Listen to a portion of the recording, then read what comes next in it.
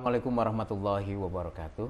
Teman-teman semua yang saya hormati, jamaah Ma'iyah dimanapun Anda berada, kita bersyukur bahwa kita dalam masa-masa pandemi ini tetap mendapatkan sinau bareng dari Mbah Nun. Salah satu wujudnya melalui Akik Ma'iyah ini.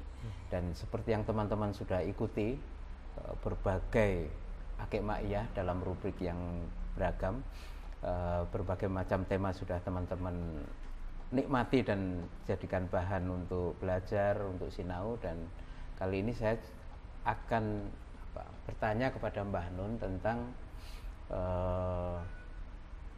tentang umat Islam ya, tentang umat. Kenapa kok bertanya tentang umat Islam? Ini ada sedikit kegelisahan bahwa kalau kita lihat ya, tentu saja ini hal yang baik, narasi tentang bagaimana kita sebagai umat Islam itu memiliki kesatuan, apakah kesatuan politik, kesatuan kesatuan sosial, budaya dan lain sebagainya. Nah, ini selama kurun waktu yang sangat panjang itu menjadi bagian integral dari pemahaman sosial kultural keumatan kita sebagai umat Islam. Nah, ada satu hal yang ingin saya tanyakan kepada Mbah Nun terkait hal ini, karena di satu sisi kita juga mendengarkan bagaimana beratnya atau tertatih-tatihnya kita mewujudkan yang disebut dengan kesatuan umat itu dalam makna yang positif maupun negatif. Mungkin kalau yang positif, kita hidup dalam beragam madhab, pemikiran, aliran dan lain sebagainya. Tapi di sisi lain juga bahwa bisa saja kita antar kelompok di dalam umat Islam itu terjadi pertentangan, pertikaian, dan kadang itu disinyalir sebagai bagian dari kondisi yang menyebabkan kita itu tidak bisa kompak. Nah, saya ingat dalam salah satu kajian gitu ya, yang berkaitan dengan relasi Islam dengan Barat, di mana dalam hubungan itu ada yang disebut dengan produksi pengetahuan, di mana tidak sedikit orang-orang yang mengkaji Islam dari dunia Barat itu sadar atau tidak itu menggambar kita dalam tanda petik, membuat klasifikasi, membuat dikotomi, dan bahkan penyebutan mereka terhadap kita itu juga kadang-kadang tidak merefleksikan yang sesungguhnya terjadi. Termasuk kita misalnya disebut sebagai kaum muslimin gitu misalnya, atau umat Islam. Padahal mungkin kenyataannya bisa saja mereka menyebut itu dalam makna yang peyoratif, kayak kita itu di orang lain kan yang digambar sedemikian rupa, padahal itu belum tentu kenyataannya itu. Belum lagi ada konotasi kaum sarungan gitu. Belum lagi kaum sarungan dan berbagai macam kaum kupluan penyebutan. Nah, saya penasaran sebenarnya secara sosiologis, historis, umat Islam itu sebenarnya satuannya itu apa sih sebenarnya? Nah, ini kita menarik untuk bertanya kepada Mbah Nun. Kira-kira seperti itu, Mbah Nun. Saya kira kita butuh sejarawan. Ya. Nah, saya tidak tahu sejarawan yang mana dan siapa yang bisa kita tanya ini. Misalnya tahun berapa, tanggal berapa, sebutan bahwa ini adalah umat Islam atau masyarakat Islam atau kaum muslimin atau apa itu kapan? Atas pertimbangan apa, atas cara berpikir yang bagaimana, kok sebutannya itu umat Islam, terus ada masyarakat Islam, terus ada kaum muslimin. Ya. Kalau di Quran kan ada kabilah juga, kelompok. Qabail, kabilah itu kan juga kelompok ya. Jadi kenapa kok enggak muncul kabilah Islam? Karena kabilah kemudian diasosiasikan kepada orang yang rombongan melakukan perjalanan, bukan kabilah-kabilah itu kan.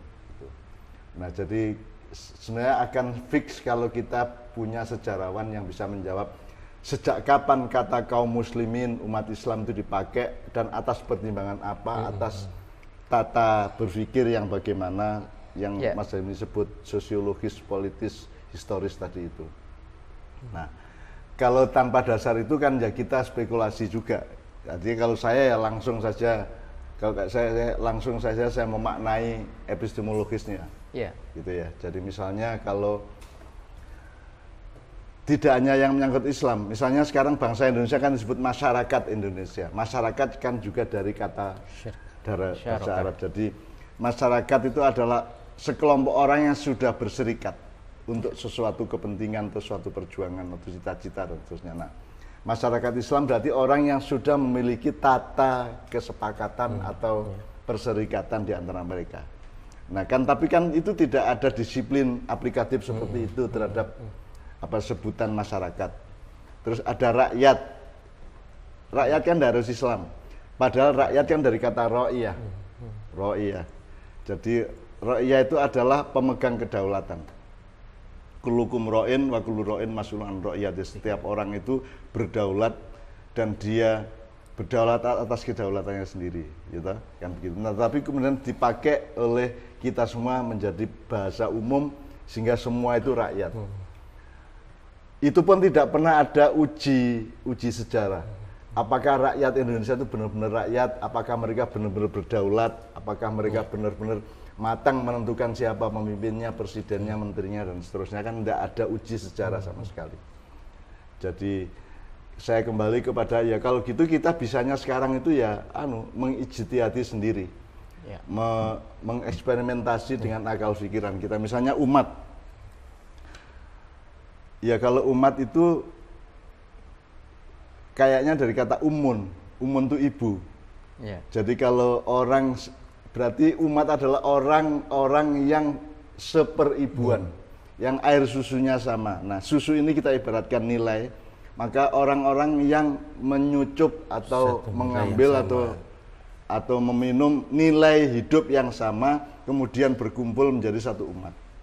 Kalau masyarakat Islam adalah orang yang berserikat untuk suatu cita-cita atau kepentingan atau perjuangan. Kalau kaum muslimin ya, kaum itu sangat relatif karena asal ada kumpulan kita bisa sebut kaum gitu ya. Bahkan kita Allah mengatakan innallaha la yughayyiru ma biqaumin hatta yughayyiru ma bi anfusihim. Allah tidak akan merubah nasib suatu kaum. Kaum di situ kan langsung kita artikan sebagai umat Islam. Padahal kan itu bisa kaum macam-macam, bisa apa saja. Mungkin bisa kambing juga kaum. Itu kaum itu ada kaum sedang bertebaran di lapangan kan bisa juga.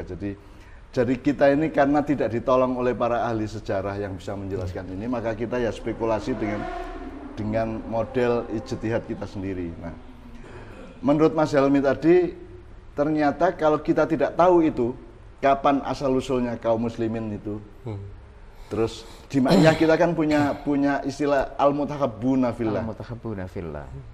Jadi kita ini berkumpul menjadi satu kelompok itu karena kita sama-sama mencintai Allah dan Rasulullah. Atau mencintai karena Allah, mencintai satu sama lain karena Allah. Itu juga sebuah satuan yang berbeda. Jadi kalau sekarang ngomong kaum muslimin, mestinya kalau epistemologis ya, kalau lughawi ya, ini kaum apa? Kalau ini kumpulan apa? Kumpulan orang-orang yang muslimin. Muslimin adalah orang-orang yang berserah diri kepada Allah. Nah, apakah pernah ada uji sejarah bahwa kaum muslimin ini adalah orang-orang yang memang berserah diri kepada Allah? Kan tidak. Sehingga sekarang semua kata itu omong kosong. Semua kata itu bukan hanya bias tapi bohong. Jadi kata kaum muslimin itu ya bohong, kata umat Islam itu ya bohong.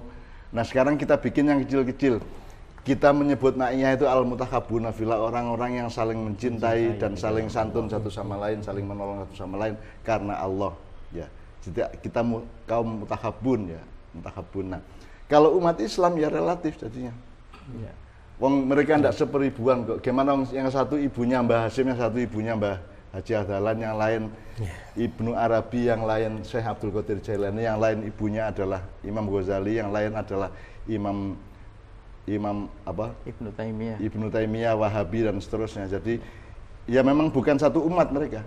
Mereka umat yang berbeda-beda karena ibunya berbeda, ibu nilainya berbeda-beda. Apalagi ini sampai ke tingkat yang kecil-kecil. Ada orang Islam di suatu kelompok atau di suatu daerah yang dianut adalah ustadz yang ada di situ. Berarti ibunya kan itu.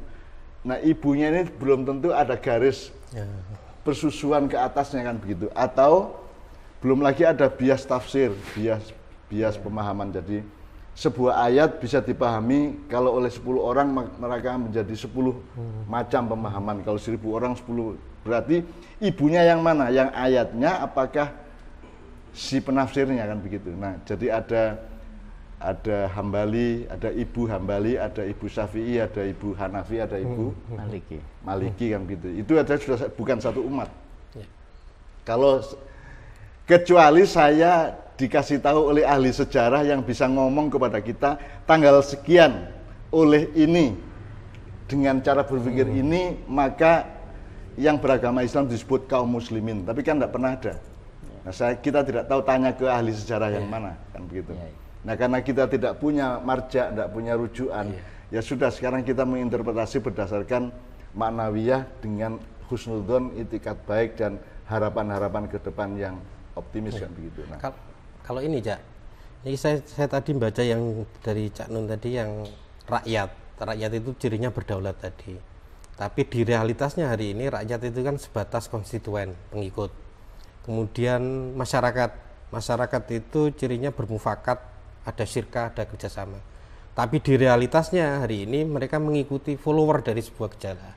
Warga itu katanya cirinya warga itu dia punya kedaulatan juga dalam berproduksi dan mengkonsumsi, tapi nyatanya hanya konsumen. Ya. Umat itu juga larinya hampir sama ini, gejalanya mengikuti semua. Itu kan tanda bahwa kita ini tidak sungguh-sungguh terhadap huruf, terhadap kata, gitu.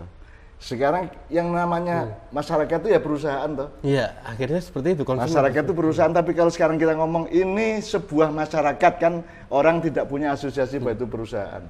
Jadi kata perusahaan dan kata masyarakat kan adoe ra karu-karuan. Ini perusahaan, ini masyarakat, kan jauhnya luar biasa. Padahal yang dimaksud masyarakat itu adalah perusahaan, yaitu kumpulan orang-orang yang berserikat untuk melakukan sesuatu, kan begitu. Nah, jadi kita ini sudah sampai kepada ketidakjelasan zaman yang luar biasa, dan kita harus menghimpun kembali pemahaman ini secara kecil-kecil. Dan kita tidak bisa minta tolong kepada ahli sejarah, kita tidak bisa minta tolong kepada ulama, tidak bisa minta tolong kepada siapapun, kecuali kita mengupayakannya sendiri-sendiri gitu. Ya, jadi ya mau bagaimana? Ya memang tidak bisa disebut umat Islam, wong air susunya beda-beda. Nggak bisa disebut masyarakat, wong deng blasur, ada orang beragama Islam di PDIP, ada orang beragama Islam di FPI, ada di Gerindra, ada di PAN, ada di PKS, ada yang di PKB, belum lagi satuan-satuan dan segmen-segmen yang lain yang bermacam-macam. Belum lagi Torikot saja sudah tidak umah kok. Tidak ada ummah Torikot kok. Wong ibunya beda. Ada Naksabandi, Asy'ariyah, ada Wahidiyah, ada apa segala macam-macam. Jadi kita itu betul-betul tidak setia kepada asal usul. Bahwa kita itu semua kan berasal dari min nafsin wahidah. Jadi kita berasal dari Allah yang satu, sehingga perjuangan kita sederhana yaitu mempersatukan diri. Jadi nyawiji, kalau bahasa Jawanya kita nyawiji. Itu kan tidak. Kita kan senang mencari perbedaan, senang berdebat, senang mencela, senang menegas-negaskan bahwa kita tidak sama dengan itu, kan begitu. Dalam konteks yang seperti itu, Mbak Nun, apakah kata atau konsep ukhuwah itu mungkin lebih pas gitu ya? Maksudnya merupakan kebutuhan kita dari orang-orang yang ibunya bermacam-macam tadi, atau bagaimana? Ukhuwatul muslimin, ya. Barangkali ya. Ya, tapi nanti dibiaskan jadi ikhwanul muslimun. Lain lagi nanti. Jadi masalah baru lagi. Masalah baru. Jadi kita ini memang tidak bisa selamat dari segala sudut, karena kita kesana bias, kesini bias, kesitu bias, kesana celaka, kesana dilema, dan repot ya. Repot ya. Dan paling yang nggak bisa dipelesetkan dan nggak bisa ditarik-tarik ya kata ma'iyah itu. Gitu. Sampai hari ini kan belum ada istilahnya sebutan yang ma'iyah apa gitu, nggak ada ya, satu ma'iyah aja. Menurut saya kayak itu. ya. Atau mungkin ini sebenarnya saya ingin nanya ke Mbak Nun. Mbak Nun dulu kan pernah nyampaikan itu ya, yang ada pelaku agama, ada penganut agama. Kayaknya mungkin akarnya dari situ ya. Jadi yang terjadi sekarang itu kan penganut, akhirnya kan karena penganut, pemeluk, pengikut gitu kan. Tidak ada kedaulatan dalam beragama. Jadi khalifah Islam. Karena khalifah adalah orang yang mengikuti. Orang yang buntutin itu namanya Khalifah. Ya. Khalf itu kan belakang. Khilafah itu pembelakangan, kalau khalifah orang yang membelakangi. Jadi umat Islam ini cocoknya ya khalifah Islam karena Khalifah mereka Islam, pengikut, gitu. Pengikut. Jadi ada yang Mbah Hasyim terus diikutin, ada Mbah Dahlan diikutin, ada Mbah siapa diikutin, Habib Rizik diikutin. Jadi mereka itu khalifah semuanya. Khalifatul Islam gitu ya. Khalifah Islam. Tanpa diperjuangkan sudah terbentuk sebenarnya. Ini kan semua yang kita omongkan lucu kalau ini di forum modern kan. Lucu ya. Karena wis teng blasur ndak karu-karuan, sudah silang sengkarut itu, pemaknaan itu sudah silang sengkarut ndak karu-karuan. Itu kata khalifah ya bukan hanya disalahpahami, juga dicurangi dan ditindas. Kita itu menindas kata, menindas huruf, menindas makna, menindas ndak karu-karuan. Dan kita ndak mau terlibat dalam penindasan itu, maka kita bikin video untuk juntrung ke kembali apa ya, untuk membenahi kembali pemahaman dari setiap huruf sampai. Kenapa huruf penting? Karena ayat Allah banyak yang dimulai dengan kumpulan huruf, alif lam mim, alif lam ra, alif lam mim shad, alif lam mim ra gitu. Terus ain nun, kaf ya ain shad dan seterusnya. Jadi saya kira kesadaran sejak awal itu kesadaran huruf. Baru kesadaran aksara, baru kesadaran kata, baru kesadaran kalimat, baru kesadaran yang lebih menyeluruh kan gitu. Ya. Saya ini Mbah masih terkait dengan umat Islam tadi. Dalam waktu yang cukup lama, dunia ini kan ditata secara sosial politik yang kemudian menjadi negara bangsa kebanyakan ya, negara-negara bangsa apapun dimanapun wilayahnya. Secara umum tata politik global itu orang-orang atau warga itu terbagi di dalam bentuk nation state atau negara bangsa.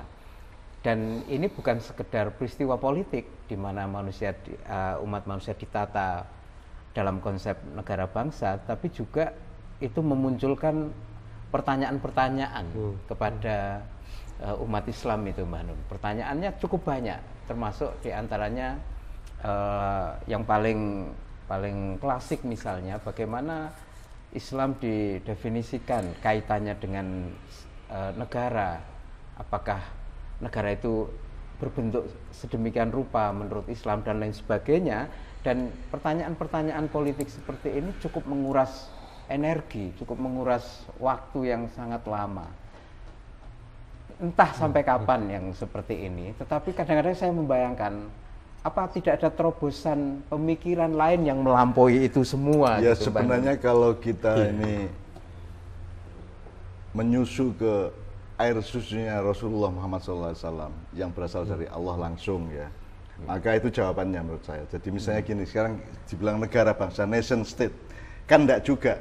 Sekarang kan bisa di satu negara ada banyak bangsa kayak Amerika, kayak banyak negara Eropa yang lain. Ada bangsa yang terbagi ke dalam beberapa negara seperti Kurdi itu, yang terus bergolak itu. Kurdi itu terbagi ke, artinya yang nation state pun sekarang ini bukan nation state kan sudah pasca sekarang. Karena sekarang bisa ada satu negara dengan banyak bangsa kan.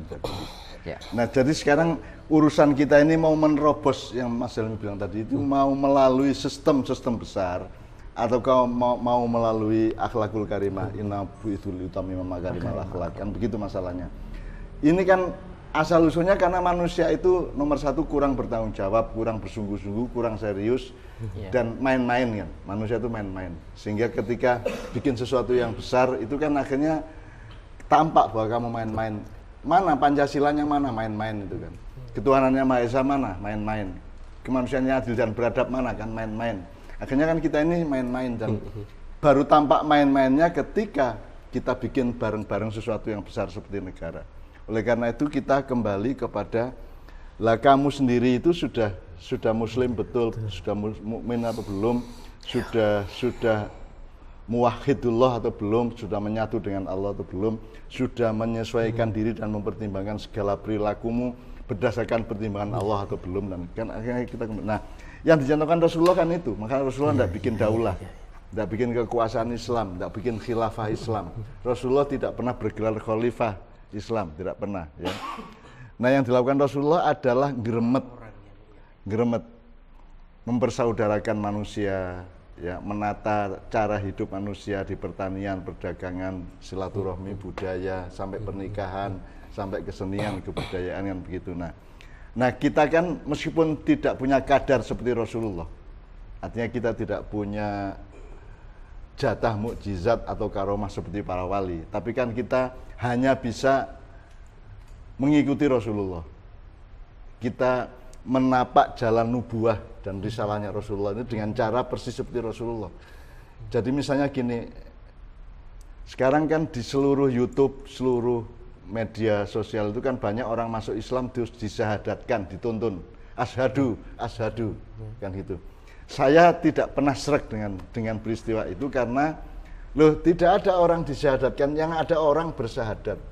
Jadi orang lain itu hanya bisa memberi pertimbangan kenapa orang itu bersyahadat, kemudian dia melakukan syahadatnya sendiri, terserah mau malamnya apa besoknya apa langsung, tapi tidak ada orang disyahadatkan, tidak ada orang dibaiat.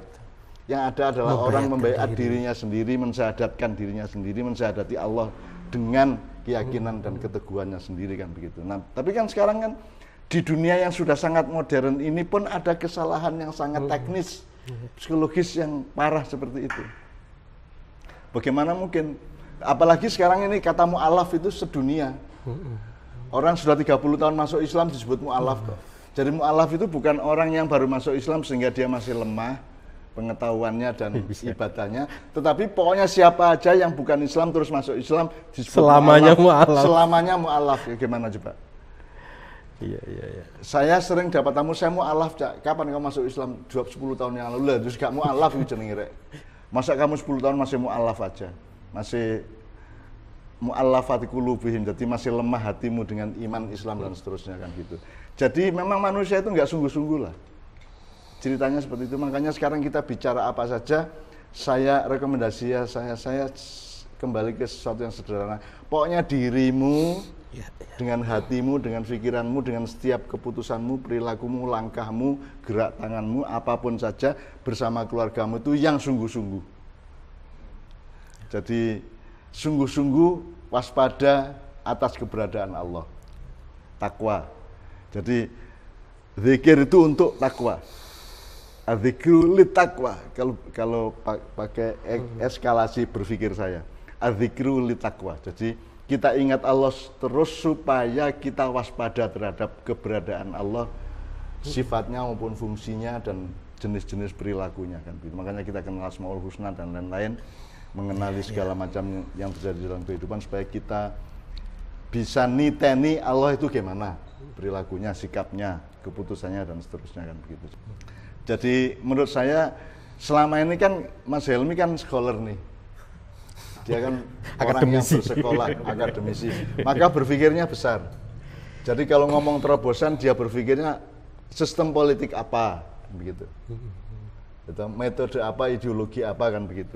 Kita dengan jiwa kita, pikiran kita, hati kita itu seperti Jalaluddin Rumi almarhum yang mengatakan kalau engkau melihat Allah dengan matamu engkau akan ketemu ayat.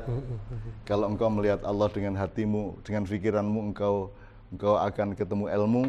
Kalau engkau melihat Quran dengan hatimu engkau akan menemukan cinta. Kalau melihat Al-Quran dengan segenap jiwamu engkau akan melihat Allah. Kata Rumi seperti itu. Jadi saya kira yang kita perlukan sekarang adalah individu-individu ini nyicil atau menabung kemaslahatan menuju Allah tadi itu. Sebab sistem-sistem besar itu kan metodenya kan terbatas pada revolusi, kudeta dan seterusnya, dan itu kan tidak bisa kita jamin akan maslahat hasilnya. Jadi saya hari ini mungkin tidak segarang zaman dahulu kepada rezim karena saya melihat kehidupan ini jauh lebih complicated dibanding yang kemarin saya lihat. Karena contoh-contoh Rasulullah sendiri punya follower begitu banyak di seluruh dunia ya, sehingga dia menjadi manusia terbesar sepanjang zaman menurut orang barat itu ya. Menurut Michael Hart. Itu kan juga tanpa ada rekayasa politik. Rasulullah kan tidak punya cara berpikir untuk menguasai orang, kan tidak punya. Dia hanya mengekspresikan dirinya secara murni dengan sopan santunnya, kelembutannya, kasih sayangnya, kan begitu aja. Nah, jadi menurut saya ya itu yang disebut kesabaran. Siapa bilang Indonesia atau dunia harus menjadi dikuasai oleh khalifah Islam. Siapa bilang? Kan begitu. Tapi misalnya gini, Adam gimana sih manusia itu? Saya dulu kan tahun 1984 itu kan sering pulang balik Jerman Timur, Jerman Barat. Ya. Nah, Jerman Timur itu kan terbelah dengan Jerman Barat. Berlin. Dia kan negara komunis, sosialis. Tapi namanya kan Republik Demokratik Jerman. Jadi yang negara sosialis komunis itu menyebut dirinya demokratik. Demokratik. Sementara negara Jerman Barat sendiri tidak menyebut dirinya demokratik. Jadi manusia itu memang main-main. Manusia. Makanya kalau saya kan wiritan kita kan selalu afahasitu annama khalaqnakum abadan wa annakum ilaina la turja'un.